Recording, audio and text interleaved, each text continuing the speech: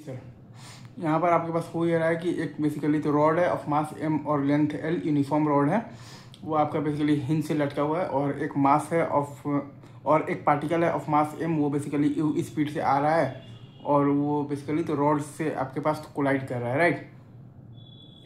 और जिस पॉइंट पर कोलाइड कर रहा है उस पॉइंट का डिस्टेंस हिंज से दिया हुआ है कि x है, ठीक है सर। जिस पॉइंट पर कोलाइड कर रहा है उस पॉइंट का डिस्टेंस दिया हुआ है हिंज से x है, राइट।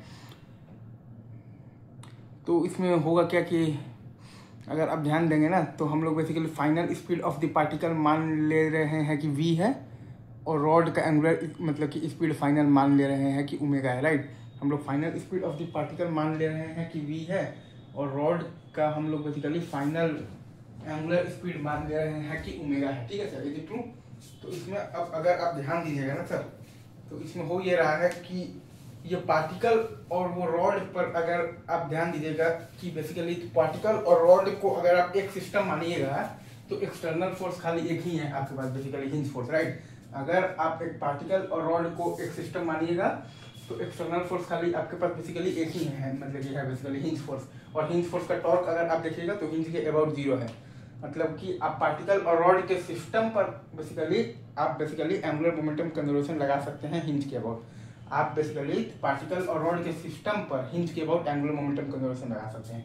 तो वही काम हमने यहाँ पर किया है। तो mu(x) है और बराबर है हमारे पास बेसिकली m × v(x) और प्लस है बेसिकली हमारे पास mn² 3 × ओमेगा। ये एक इक्वेशन है, राइट।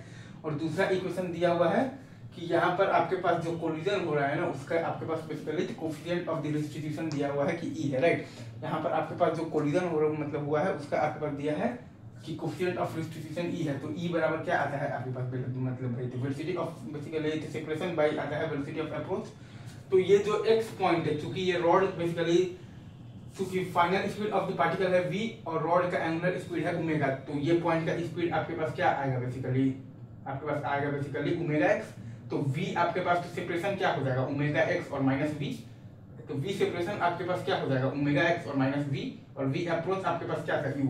तो e बराबर आपके पास क्या आ गया है omega x minus v by u। e बराबर आपके पास क्या आ गया है, तो velocity of the separation omega x minus v by u, और बाई आपके पास तो वेलोसिटी ऑफ द अप्रोच है u। तो ये दोनों आपके पास बेसिकली इक्वेशन है और दो वेरिएबल्स है ओमेगा और v। आप निकाल लीजिए और बेसिकली हो जाइए, खुश हो जाइए, right. Right, is it true? अगर आप ध्यान देंगे तो यहाँ पर आपके पास क्या है बेसिकली x है, और ये भी आपके पास बेसिकली यहाँ भी क्या है आपके पास तो x है, राइट। mu(x) बराबर है आपके पास mv(x) और प्लस है आपके पास ml² 3 × ओमेगा। ये है आपके पास बेसिकली इनिशियल एंगुलर मोमेंटम जो पार्टिकल का है बेसिकली हिंज के अबाउट mu(x) बराबर ये आपका फाइनल एंगुलर मोमेंटम जो पार्टिकल का है बेसिकली हिंज के मतलब कि अबाउट, क्योंकि final speed of the particle भी हमने मान लिया है कि v है, और फाइनल मतलब तो रॉन्ग मतलब रॉड का एंगुलर स्पीड मान लिया है कि ओमेगा है, तो प्लस है हमारे पास ml² 3 × ओमेगा। और अच्छा, और अब चूंकि रॉड का फाइनल एंगुलर मतलब कि स्पीड हमने माना हुआ है कि बेसिकली ओमेगा है, तो ये पॉइंट का स्पीड आपके पास बेसिकली तो रॉड का ये पॉइंट का स्पीड आपके पास क्या हो जाएगा ओमेगा x। तो वेलोसिटी ऑफ द सेपरेशन आपके पास क्या हो जाएगा ओमेगा x और minus v, omega x minus v। तो e बराबर क्या है आपके पास, तो velocity of the separation omega x minus v, और बाई है आपके पास तो बेसिकली तो velocity of the approach u। तो दो इक्वेशन और दो वेरिएबल आप सॉल्व कर लीजिए, ठीक है, इजी।